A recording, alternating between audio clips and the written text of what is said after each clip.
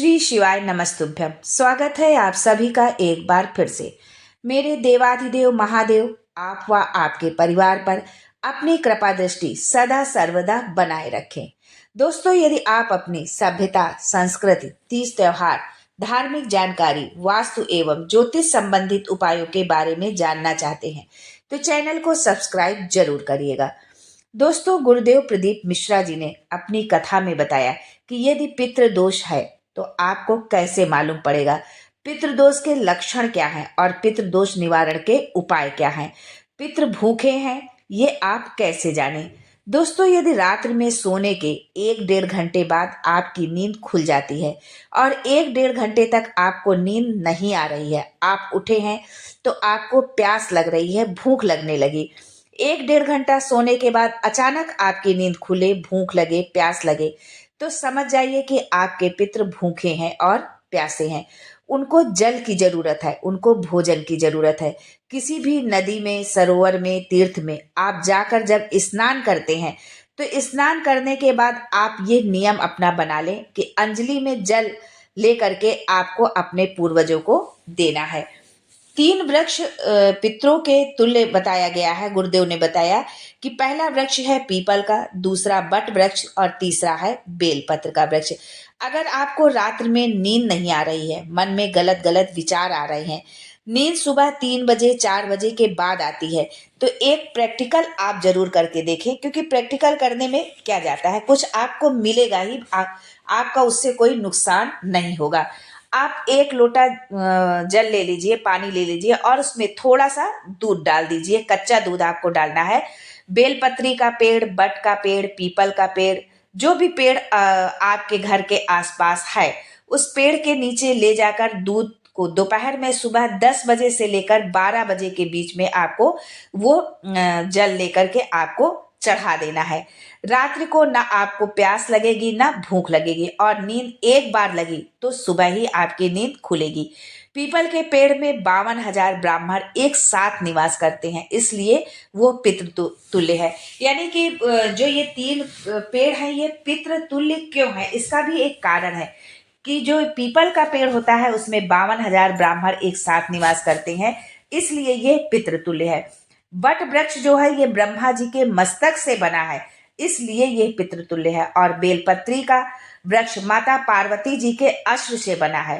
माता पार्वती जी के जब आंसू गिरे थे उस समय पितृलोक में हलचल मच गई थी कि हमारी नातिन के आंख में ये आंसू कैसे आ गए। मैनावती की पुत्री है माँ जगदम्बा, जगत जननी माँ जगदम्बा, माता पार्वती। माता पार्वती ने कहा कि ये मेरे आंसू नहीं, मेरा पुण्य भाग है, इसे मैं बेलपत्री के रूप में प्रकट करती हूँ। माँ जगत जननी माँ जगदम्बा माता पार्वती ने कहा कि ये मेरे आंसू नहीं, मेरा पुण्य भाग है, इसे मैं बेलपत्री के रूप में प्रकट करती हूँ। पितरों ने वर दिया था कि ये बेलपत्री का वृक्ष, इसके नीचे अगर कोई दीप लगाता है, शिव को स्पर्श करा के इस बेलपत्री को चढ़ाता है, उसके पितरों की शांति होगी, हम स्वयं उसको आशीर्वाद देने के लिए पधारेंगे। बेलपत्र पितृतुल्य है इसलिए।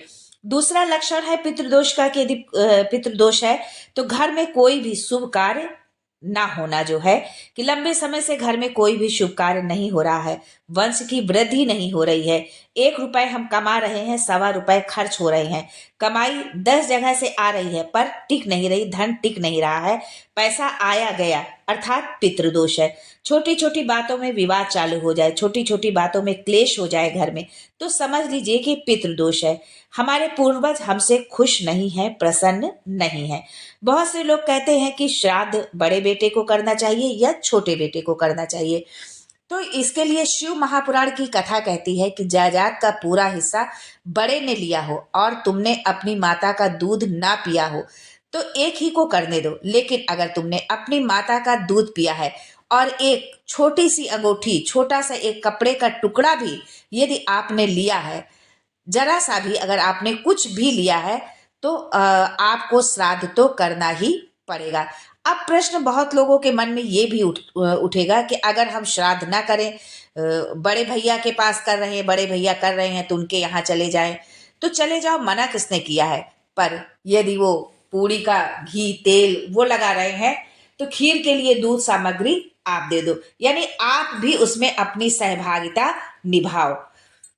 अगर मायके में मान लो कोई बेटी है, अगर मायके में भाई भाभी आपके माँ बाप का श्राद्ध नहीं करते हैं, तो बेटी भी अपने माता पिता का श्राद्ध कर सकती है, क्योंकि उसने भी दूध पिया है अपने माता पिता का। पर वो श्राद्ध का भोजन जो बनेगा, वो बेटी का पुत्र या पुत्री जो भी हो वो कराएगा, और नाम वो नाना नानी का ले। अगर वो नहीं करा रहे हैं तो आप कर सकते हो। यदि आपके मायके में आपके भाई भाभी आपके माता पिता का श्राद्ध नहीं करा रहे हैं तो आप भी कर सकते हो।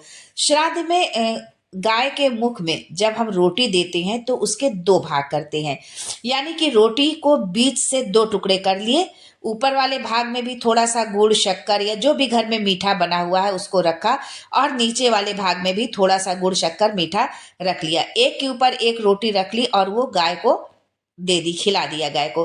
श्राद्ध पक्ष में भी दो रोटी का प्रमाण है कि गाय को दो रोटी दी जाती है, कुत्ते को दो रोटी दी जाती है, कागा को भी दो पूड़ी के हम टुकड़े करके देते हैं।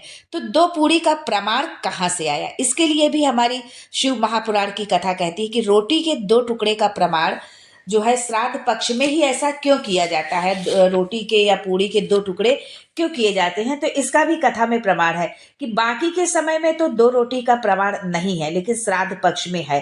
श्राद्ध पक्ष में ही कहा जाता है कि दो पूड़ी रख लिया, ऊपर से मीठा रख लिया और गाय कुत्ते को कागा को खिला दिया। उसका कारण क्या है? उसका कारण बस ये है कि नारी ने जो भोजन का निर्माण किया है, जो भोजन उसने बनाया है, जो घर की बहू बेटी ने भोजन बनाया है, माता ने भोजन बनाया है, पिता जो है पुरुष एक कुल को मतलब तारने वाला होता है, पर बेटी दो कुल को तारती है। जब श्राद्ध पक्ष में दो भाग करके रोटी के देती है तो एक भाग उसके ससुराल वाले को मिलता है और एक भाग उसके मायके वालों को। जब गया जी का पिंडदान होता है तो नाना नानी का स्मरण कराया जाता है, इसीलिए घर में सारा सुख है पर हृदय में शांति नहीं है, तो समझ लीजिए कि घर में पितृदोष है। आज भी नियम है कि श्राद्ध का भोजन ब्राह्मणों को टेबल कुर्सी पर बिठाकर नहीं कराया जाता। श्राद्ध का भोजन आज भी जो है भूमि पर आसन लगाकर ही कराना चाहिए और कराया भी जाता है, लेकिन बहुत से लोग आजकल के मॉडर्न युग में बहुत से लोग ऊपर कराते हैं, तो ये शास्त्र के विपरीत है, ऐसा नहीं करना चाहिए। जमीन पर बैठकर भोजन कराना चाहिए, क्योंकि जब भूमि पर बैठकर भोजन कराया जाता है तो इसी भूमि से न जाने कितने पितृ गए हैं, कितने तर्पण हुए, कितनी तिलांजलि हुई है। इसी भूमि से, इसी रज से, इस कण से न जाने कितने जीव चले गए। अब यदि कुर्सी टेबल पर ब्राह्मण को भोजन कराने का प्रमाण नहीं कहीं मिलता है तो भूमि पर ही ब्राह्मण को भोजन आप कराएं। जमीन पर बैठे हुए ब्राह्मण को भोजन परोसने के लिए आपको झुकना पड़ेगा।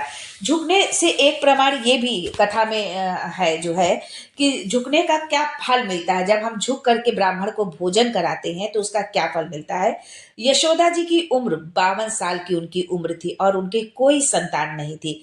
यशोदा जी सावन के महीने में श्रावणी करने आए हुए ब्राह्मणों को मात्र खीर परोसने के लिए गई थी। 52 साल की उनकी उम्र थी, संतान का सुख नहीं था, खीर परोसने के लिए गई थी। ब्राह्मणों ने देखा कि इनके घर में संतान नहीं है, पुत्र भाव कह दिया। आशीर्वाद में उन्होंने यशोदा जी को पुत्र भाव कह दिया। यशोदा जी के पति नंद जी ने कहा कि अरे बाबा, मैं 60 साल का हूं और ये 55 साल की है, बाल हमारे सब श्वेत हो गए, सफेद हो गए हैं, और आप कह रहे हैं कि पुत्र होगा, कहाँ से होगा। ब्राह्मणों ने कहा कि ब्राह्मण जब भोजन करता है, भोजन करते समय जब वो वर देता है, आशीर्वाद देता है, तो वो वर आशीर्वाद गलत नहीं हो सकता, कभी वो झूठा नहीं जा सकता, खाली नहीं जा सकता, कहीं से भी आएगा, पर पुत्र तो आएगा ही, और आया भी, क्योंकि आशीर्वाद दिया था एक ब्राह्मण ने। श्राद्ध पक्ष का भोजन टेबल पर नहीं, कुर्सी पर नहीं, श्राद्ध पक्ष पर भोजन ब्राह्मणों को आसन लगाकर जमीन पर कराना चाहिए। तर्पण तिलांजलि सब भूमि पर होती है। आज के लिए बस इतना ही दोस्तों, मिलते हैं अगले वीडियो में एक नई जानकारी के साथ। तब तक के लिए श्री शिवाय नमस्तुभ्यम and thanks for watching my video.